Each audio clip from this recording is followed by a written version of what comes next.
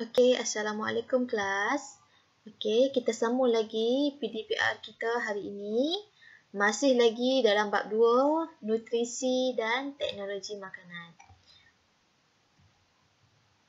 Okey, untuk hari ini kita akan masuk subtopik 2.5, teknologi pemprosesan makanan. Baik, menurut pakar nutrisi, makanan mentah yang segar lebih baik untuk dimakan kerana makanan ini lebih sihat untuk badan. Tetapi, tidak semua bahan makanan mentah boleh dimakan dalam keadaan yang segar.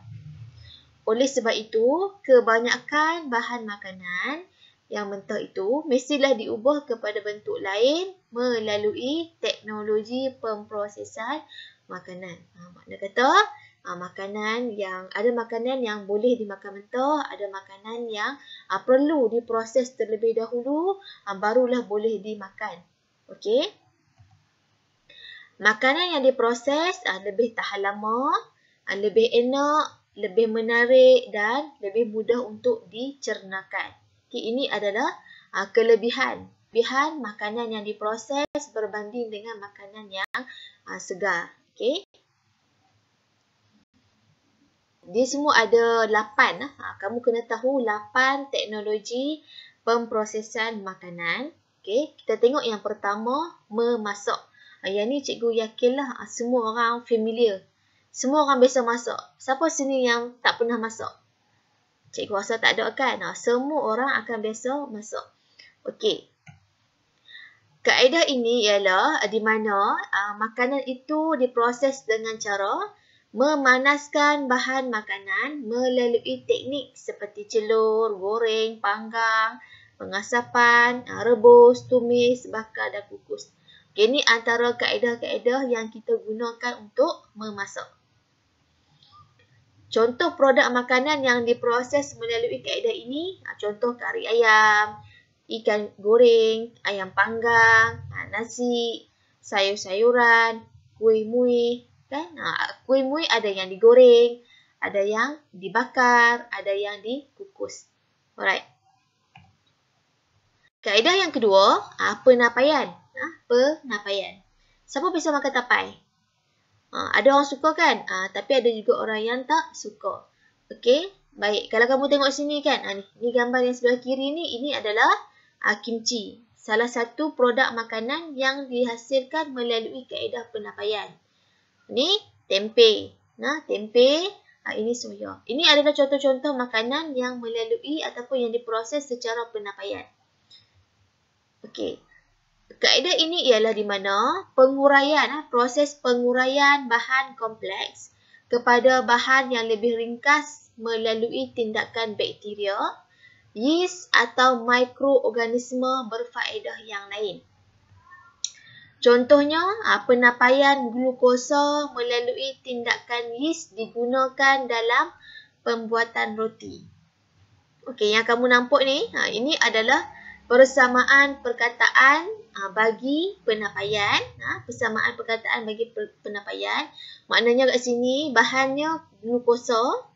Okey, glukosa ini adalah gula ringkas lah. Dan dia boleh didapati dalam pelbagai bentuk. Contoh macam pembuatan roti, glukosa ini hadir dalam tepung. Tepung contoh macam nak buat kuih pau. Tepung gandum yang kita guna untuk buat kuih pau itu mengandungi glukosa kan? Sebab tepung adalah karbohidrat. Glukosa adalah gula ringkas sebagai karbohidrat. Okey, bentuk yang ringkas sebagai karbohidrat. Jadi glukosa itu akan bertindak balas dengan yeast. Contoh nak buat roti kita guna yeast. Contoh yeast yang kita guna, kamu ingat tak macam paket yang warna kuning tu kan? Mauripan jenama dia kan? Itu adalah yeast. Contoh yeast. Yeast kering lah. Okey. Dan hasil tindak balas glukosa dan yeast ini akan menghasilkan etanol. Etanol ini adalah sejenis alkohol. Ingat kalau ada OL kat hujung ni, akhiran di OL itu adalah alkohol plus karbon dioksida. Akan membebaskan gas karbon dioksida. Contoh produk makanan yang lain yang melalui proses penapaian juga seperti kicap, kimchi, tempe, yogurt dan tapai. Ini bergantunglah. Bergantung kepada mikrob berfaedah apa yang diguna. Kalau kicap dia tak pakai yeast lah, dia pakai bakteria. Kan? Kalau tempe pun pakai bakteria. Kita biarkan dia terurai. Kita simpan, kita peram lama dulu baru kita boleh makan. Betul tak? Okey? Baik. Teknologi pendehidratan ataupun pengeringan. Okey. Dalam kaedah ini, kita akan singkirkan air. Air disingkirkan daripada makanan melalui pendehidratan atau penyejatan. Okey, bagaimana kita singkirkan air? Dengan kita jemur makanan tersebut di bawah cahaya matahari.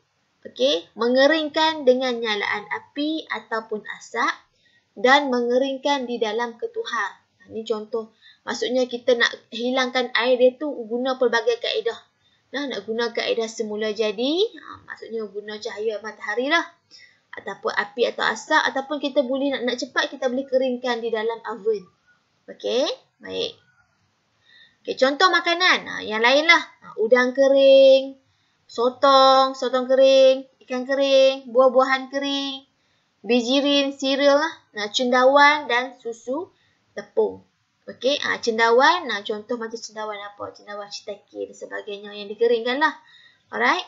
Ikan kering ni biasalah, kan? Buah-buahan yang kering, contoh macam apa? Kamu beli buah-buahan kering apa? Kiwi kan? Buah kiwi yang dikeringkan tu, yang dipotong bulat-bulat tu. Okey. Buah apa lagi? Banyak buah-buahan kering. Alright. Kismis kan, ada yang dikeringkan. Yang keempat, nak proses makanan yang keempat adalah kaedah pempastiuran. Okey. Kaedah ini di mana cecair dipanaskan pada suhu di bawah takat didih untuk membunuh patogen dan kemudian disejukkan dengan cepat. Okey, berapakah suhu dia? Okey, contoh dia bagi susu segar.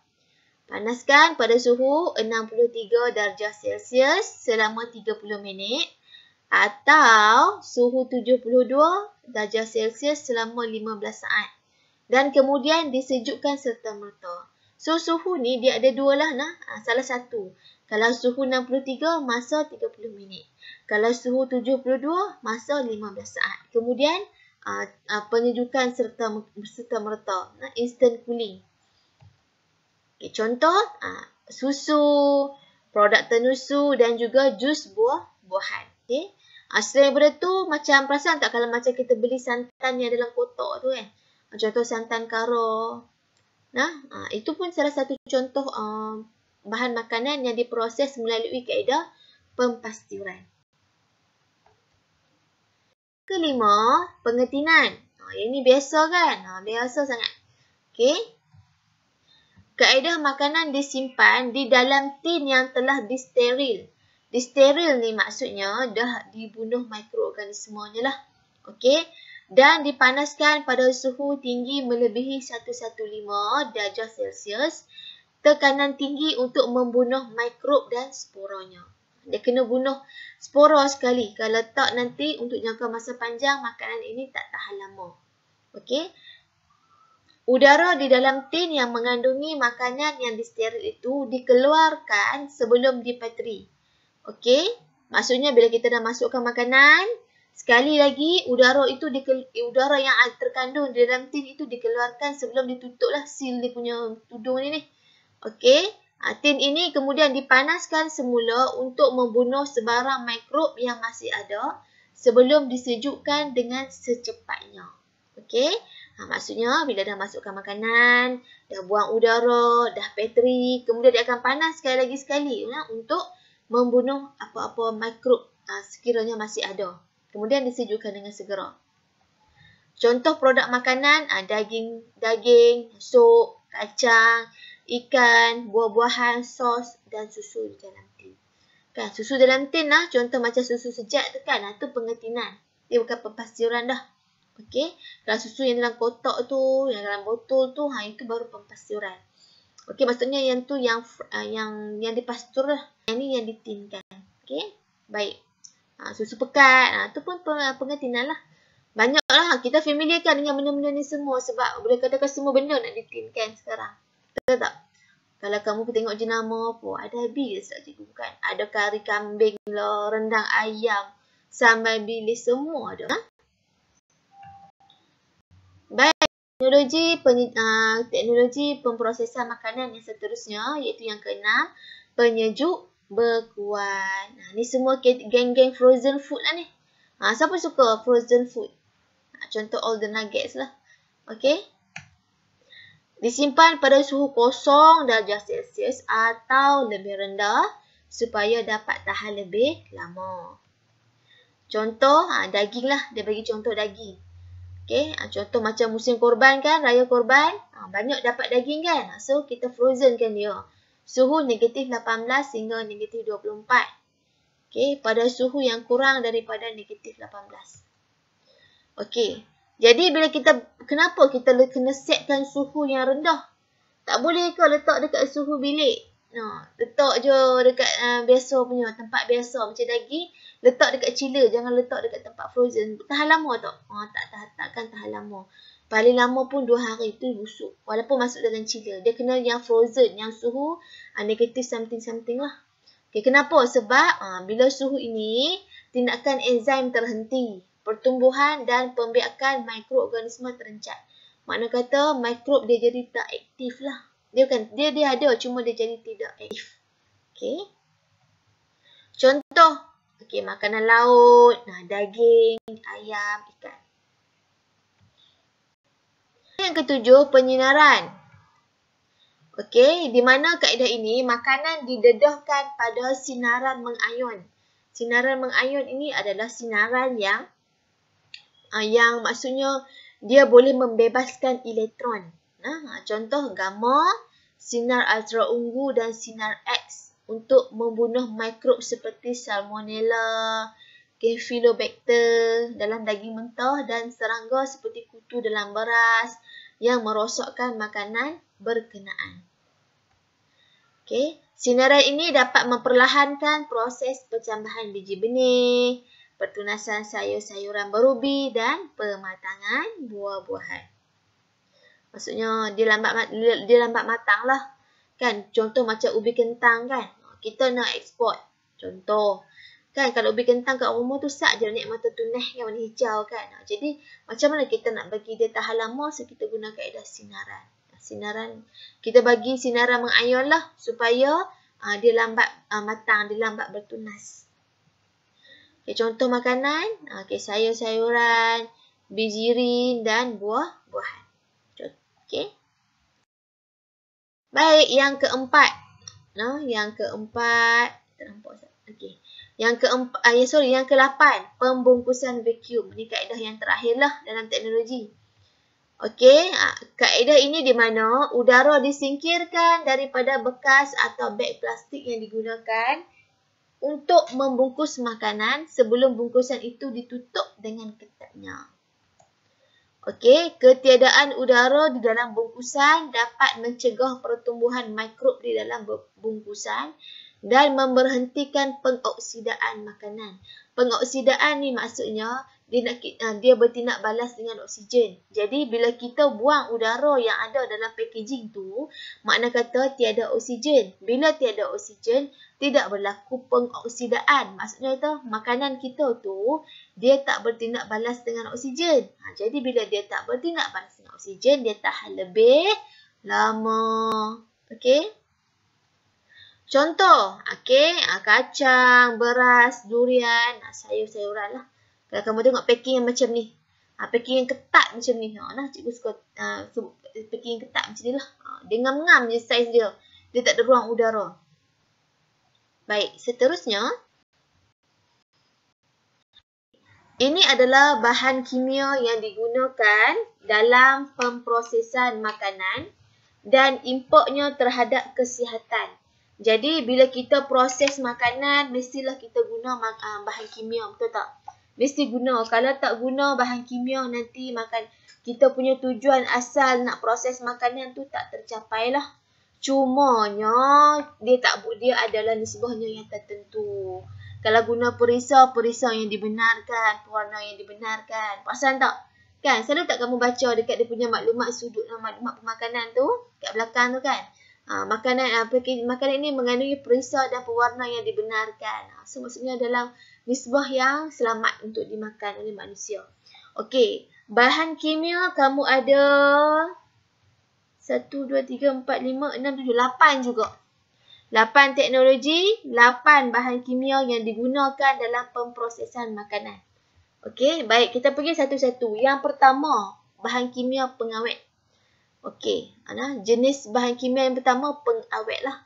Okey, fungsi pengawet mencegah pertumbuhan dan pembiakan mikrob, kurangkan kerosakan makanan, menjadikan makanan tahan lebih lama.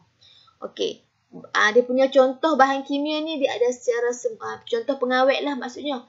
Dia ada daripada sumber semula jadi dan dia juga ada sumber buatan. Kamu boleh tengoklah dekat sini lah. Contoh semula jadi garam kan. Pengawet garam. Contoh makanan, makanan laut, sayur-sayuran. Kan? Okey, gula pun sebagai pengawet, cuka. Contoh makanan, makanan di jeruk kan. Buat jeruk orang letak cuka, betul tak? Natrium nitrit dan natrium nitrat. Ni yang sintetik, maksudnya yang tiruan lah. Yang buatan. Okay, contoh dalam makanan daging dan sosis. Asid benzoid pun pengawet juga. Jus buah-buahan, sos tomato. Asid borik buatan mi berbola ikan. Sulfur dioksida buatan kordial buah-buahan. Yang kedua, bahan kimia yang kedua adalah pewarna. Fungsi pewarna menambah warna dalam makanan. Okey? Menjadikan makanan kelihatan lebih menarik. Betul tak? Sekarang ni contoh kalau kek kan. Macam-macam warna. Kan? Warna pelik-pelik pula tu. Purple lah, apalah. Ada juga macam, contoh macam roti jala. Kalau roti jala, tipikal roti jala warna kuning kan. Okay, lah ni macam-macam cikgu tengok. Buat tone pula tu. Ada yang buat tone, buat purple, betul buat pink, betul buat putih sikit. Macam-macam. Nah, itu adalah pewarna lah. Okay. Ni contohlah. Pilihlah yang semula jadi kan. Daun pandan, kunyit, susu, karamel, santan. Karamel tu colour gelap kan. Warna gelap. Okay. Tetrazina ni yang sintetik lah. Yang tiruan. Sunset yellow pun sama. Kamoshi pun sama. Orang yang kalau buat bakery dia tahulah. Ni pewarna-pewarna yang digunakan dalam makanan. Contohlah. Okay. Baik. Peluntur. Yang ketiga peluntur. Melunturkan warna asal makanan yang tak dikehendaki. Contoh, yang semula jadi karbon yang diaktifkan. Kalau yang buatan benzil peroksida. Minyak sawit, gula, tebu. Okay, minyak sawit kalau kita ekstrak sendiri, color dia tak secantik macam minyak sawit yang kita guna masak kat rumah tau. Kalau minyak yang masak yang kita guna kat rumah tu color kuning cayak elok je kan. Kalau yang original punya ekstrak minyak kelapa sawit, macam cikgu pernah buat dekat sini kamu dulu. Kami ekstrak minyak kelapa sawit guna buah yang raw lah. Memang warna dia oren dan dia sangat pekat. Dia tak secantik macam gold colour yang ada dekat pasaran. Maksudnya dia telah menggunakan peluntur lah. Nak lunturkan warna asal makanan yang tak dikehendaki. Gula, beras putih, tepung, bihun. Kan, even contoh macam tepung gandum kan. Kalau kamu perhati dekat kedai, tepung gandum ada satu tepung tu yang warna putih gebu. Tepung kan. Ada warna tepung yang nak kuning-kuning sikit. Ada warna tepung yang nak gelap-gelap sikit.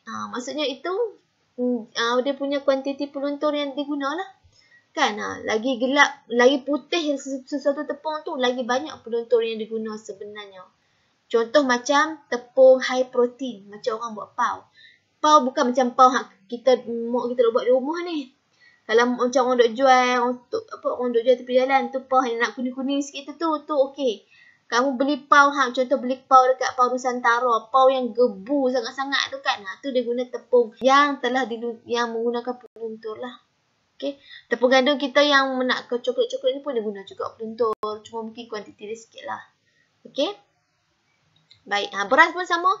Beras macam-macam warna. Ada beras perang, ada beras putih. Gula pun sama. Ada brown sugar, ada okey. Baik, bahan kimia yang ketiga, yang keempat. Perisau. Perisau. Fungsi meningkatkan rasa makanan, menjadikan makanan lebih sedap dan wangi, menambah rasa semula jadi makanan. Ini contohlah periksanya gula, garam, cuka, daun pandan. Ini MSG, monosodium glutamate, yang terkandung dalam Ajinomoto. Cukup merasa, secubit, apa lagi? Kan? So itu adalah MSG lah, dia punya bahan kimia dia. Okey, yang Ajinomoto tu jenama. Ini contohlah, contoh-contoh makanan. Baik, yang kelima, bahan kimia yang kelima, penstabil. Okey, mencegah pemendapan butiran dalam makanan cair, membaiki tekstur dan memekatkan makanan. Ini contoh. Kanji, gelatin, agar-agar, gam akasia. Sos cili, sos tomato, jelly, aiskrim, sup segera, jelly. Okey, banyak aiskrim, gula-gula. Alright. Maksudnya, dia tak nak ada mendapan lah butiran dalam makanan cair. Contoh macam sos cili kan. Sos cili, kita nak nampak sekata je. Daripada atas sampai bawah botol, sekata je sos cili tu. Dia tak ada pula termendap butir-butir kat bawah tu. Okey. Baik, yang keenam, manis. Tambahkan manis dalam senyuman, kurangkan manis dalam minuman. Okey. Menjadikan makanan dan minuman lebih manis. Okey, jadi contohlah pemanis-pemanis yang semula jadi buatan. Okey, aspartam, sorbitol ni buatan lah. Kalau yang semula jadi yang ni gula Melaka, madu. Okey. Ini contoh makanan. Okey. Antioksidan yang ketujuh. Memperlahankan pengoksidaan makanan berlemak. Mencegah warna buah dan sayur daripada bertukar menjadi perang. Ini contohnya lah. Asid ascorbic, vitamin C, tocopherol, hydroxyzole ni yang sintetik lah. Ini contoh yang ada pada yang masak, margarine, biskut, pil vitamin. Okay, yang seterusnya, yang ke-8, pengimulsi. Bahan kimia yang ke-8 dan yang terakhir, pengimulsi. Fungsinya mengimulsikan bahan yang tidak bercampur seperti lemak dan air dalam makanan. Membaiki kehomogenan. Homogenan ni maksudnya dia tekstur yang sekata lah. Okay? Kestabilan dan tekstur makanan. Okay, ini contoh-contoh lah pengimulsi yang ada dalam makanan. Ini contoh-contoh makanan lah. Aiskrim, coklat, mayonis, puding, yogurt, keju. Kalau contoh mayonis ni, kalau tak ada sekata je kan. Maksudnya dia tak jadi 2 layer. Tu maksudnya mayonis yang telah diproses lah. Kalau kamu biasa tengok tak mayonis yang dah expired. Dia jadi macam 2 layer kan. Macam air dengan minyak tu kan. Macam tu lah. Okey, itu mayonis sekarang yang dah expired. Maksudnya dia punya pengimulsi ni dah maksudnya dah lama lah. Okey, baik. Okey, import penggunaan bahan kimia secara berlebihan. Apa jadi pada kita sekiranya kita guna bahan kimia yang 8 tadi tu secara berlebih-lebih? Okey, terhadap kesihatan manusia lah. Okey. Kita tengok satu-satu. Kalau pengawet, import terhadap kesihatan adalah kanser, mengganggu sistem pencernaan manusia, alergik, ruam, gatal kulit, kecacatan fetus dalam kandungan ibu, merosakkan hati dan ginjal. Takut kan? Okey. Pewarna, kanser, mandul, keracunan makanan, rosak hati dan ginjal, peluntur kanser, keracunan makanan. Okey. Perisau, kanser, tekanan darah tinggi, sakit jantung. Tercatat otak pada kanak-kanak, merosakkan hati dan ginjal. Pemanis, ni kanser, diabetes mellitus, ni kecil manis lah. Alergi, ruam, gatal kulit, obesity, merosakkan hati dan ginjal. Antioksidan, merencatkan pertumbuhan badan dan merosakkan hati dan ginjal, ruam dan gatal kulit. Jadi nampak takut kan? Kita tengok import terhadap kesihatan ni, kita rasa takutnya.